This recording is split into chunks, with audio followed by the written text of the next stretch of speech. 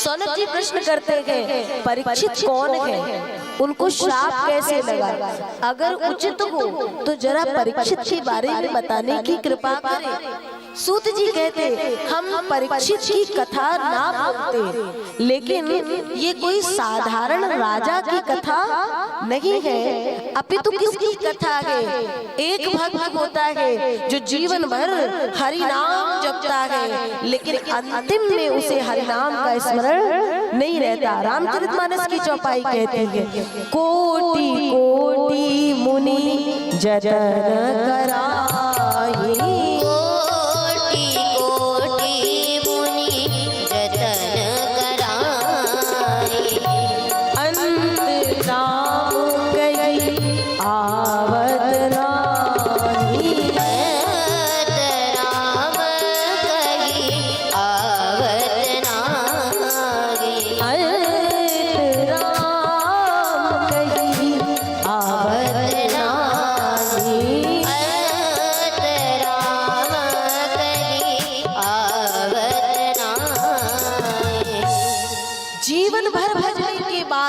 अंतिम में वो नाम का स्मरण नहीं रहता। लेकिन परीक्षित एक ऐसा भक्त निकला जिसे जन्म से पहले गर्भ के भीतर ही दर्शन हो चुका था। आखिर कैसे? सुनना चाहूंगा, जानना चाहूंगा।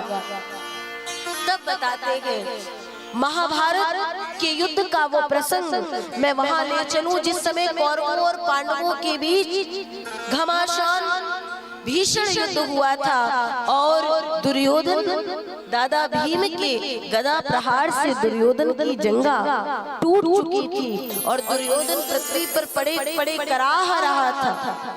उस समय मित्र अश्वत्थामा आता है और देख करके कहता है रे मित्र, जिस किसी ने भी तेरी ये स्थिति की है उसे तो जल्द नाम बता, मैं तुरंत उसका प्राणांत करके आ जाऊंगा। आज दुर्योधन ने सुना तो कहते महाराज अगर वो इतने हल्के फुल्के होते तो मेरी ये स्थिति न होती, और अगर मैं उनको हल्का कह दूं तो कोई दोष नहीं होगा, लेकिन उन पर जिनकी कृपा है वो कोई हल्के फुल्के नहीं है। अश्वत्थामा ने कहा नाम तो बताओ। नाम आया पांडवों का, और जैसे ही पांडवों का नाम आया सरकार तो क्या हुआ, ये अश्वत्थामा पांडवों को मारने के लिए चला, और जो मारने के लिए चला भगवान को इशारा मिला। भगवान ने देखा सोते हुए पांडवों को जगाए, जाको राखे साइया मार सके ना कोई, रही मन आपत्ति विपत्ति में रही मन मनो न रोए, जो रक्षक जननी जठर में सो प्रभु गयो ना सोए। जो माँ के गर्भ में हम सबकी रक्षा कर रहा था वो परमात्मा अभी कहीं सोया नहीं है। सरकार भगवान कृष्ण ने पांडवों को जगाया, बालकों को भी जगाया, लेकिन कहते हैं बालक जब बड़े होने लगते हैं तो जो बुजुर्गों के शब्द होते हैं वो उन्हें ज्यादा अच्छे नहीं लगते। भगवान ने लाख प्रयास किया, नहीं जागा, उनको छोड़ के द्रौपदी और पांडवों को लेके चल दिए। अश्वत्थामा आया, 5 पुत्रों को देखा, उसे लगा वो 5 पांडव हैं, मस्तक धड़ से अलग कर दिए, और जैसे ही कटे हुए शीश को लेकर के आता है, लो मित्र हमने आज अपनी मित्रता को सार्थक कर दिया है। और जहां दुर्योधन ने देखा तुम पांडवों को मार के आ रहे हो, हाँ प्रमाण सहित आया हूं, उनके कटे हुए मस्तक लेकर के आया हूं। दुर्योधन भी चिंता में हो गया, सरकार जिन पांडवों को पूरे के पूरे महाभारत के युद्ध में कोई हरा नहीं पाया, कोई डिगा नहीं पाया, आज क्या कृष्ण ने उनका साथ छोड़ दिया है? कहाँ है मस्तक? और जहाँ मस्तक देखा तो छोटे छोटे बालकों के कोमल कोमल शीश देख करके धड़ाम से दुर्योधन गिरा और कहता है रे मित्र, तूने तो वंश में जो कुछ रहा बचा था वो सब समाप्त कर दिया। दुर्योधन का प्राणांत हो गया। और उधर अश्वत्थामा जो कृत्य करके आया है, पांडव जब लौट करके आए हैं और वहां देखे तो एक माँ के सामने उसके 5-5 पुत्रों का शव पड़ा है। चिक्कार मार के द्रौपदी रोती है, मेरे पुत्रों ने किसी का क्या बिगाड़ा था जो मेरे पुत्रों की ये स्थिति कर दी। आज भगवान देख रहे हैं द्रौपदी आज रो रही है।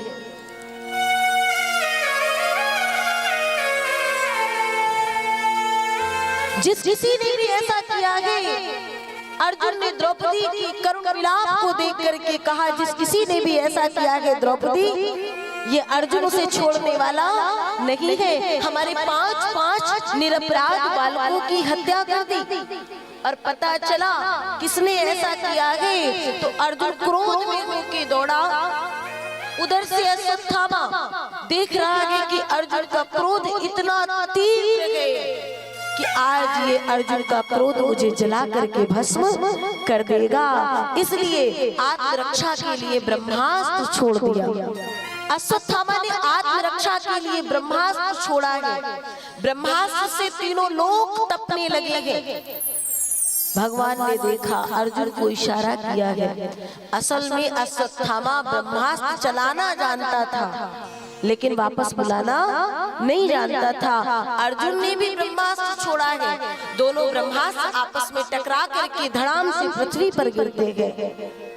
और अश्वत्थामा को लेकर के केसों को खींचते हुए अर्जुन सभागार में लाए और कहते, यही वो बाल हत्यारा है द्रौपदी जिसने हमारे 5-5 बालकों की हत्या की है। तुम कहो इसे क्या दंड दूं? मुझे लगता है इसे प्राण दंड ही देना चाहिए। द्रौपदी क्या कहती है? छोड़ दो, मुंचता मेष ब्राह्मणों नितराम, छोड़ दो, इन्हें छोड़ दो। भले ही हमारे 5-5 पुत्रों की हत्या हो चुकी हो, लेकिन इन्हें मारने से मेरे पुत्र वापस मिलने वाले नहीं हैं। और आज जैसे मैं कष्ट में करुण विलाप कर रही हूँ, वही स्थिति इनकी माँ की होगी। वो बात उचित नहीं है, छोड़ दीजिए। ये है धन्य है भारत देश की नारी। भगवान कृष्ण देख रहे हैं द्रौपदी, बहन द्रौपदी को मन ही मन प्रणाम कर रहे हैं, लेकिन भीम, नकुल, सहदेव इत्यादि कह रहे मार दो। द्रौपदी कहती है छोड़ दो। ऐसी स्थिति में आज अर्जुन बीच में पड़ा है, करूं तो क्या करूं? भगवान ने इशारा दिया, यद्यपि जगत दारुण दुख नाना, सब ते कठिन जाति अपमाना। सरकार, भरी सभा के बीच में किसी ब्राह्मण का अपमान कर दिया जाए, वो उसकी मृत्यु से बढ़कर के होता है। अश्वत्थामा के मस्तक पर जन्म सिद्ध मणि थी, उस मणि को निकाल लिए, सभागार से धक्के मार करके बाहर निकाल दिए। आज अश्वत्थामा निकल तो गया, लेकिन कहता है इस वंश में कोई दीपक जलाने वाला रहना नहीं चाहिए, बचना नहीं चाहिए। कौन है जो आगे इस वंश को ले जाएगा? अभिमन्यु की पत्नी है उत्तरा, गर्भवती है। उत्तरा की ओर ब्रह्मास्त्र छोड़ा है और मेरा कृष्ण आज द्वारिका की ओर जाने को तैयार है। एक चरण पृथ्वी पर है, एक चरण रथ पे है। और सरकार, उधर से आवाज आती है, गोविंद ठहर जाओ, गोविंद रुक जाओ। पाहि पाहि महायोगिन देव देव जगतपते, नान्यं तद्भयं पश्ये यद्य मृत्यु परस्परम। सरकार, मुझे मुझे प्राणों की कोई चिंता नहीं है। ये जलता हुआ ब्रह्मास्त्र मेरे आगे आ रहा है, मेरे प्राण चले जाए, लेकिन आपके श्री चरणों में निवेदन करना चाहूंगी, मेरे गर्भस्थ बालक की रक्षा कर ले, मेरे गर्भस्थ शिशु की रक्षा कर ले। आज भगवान ने देखा तो देखो मेरे गोविंद की कृपा कि एक और तो गर्भ में जाकर के पूरे गर्भ को सुदर्शन से घेर लिए, गर्भस्थ बालक की रक्षा कर रहे हैं, और बाहर खड़े होकर के जितने भक्त विराजमान हैं उन भक्तों की स्थूल रूप में रक्षा करते हैं। ब्रह्मास्त्र अपने आप शांत होकर के गिरता है।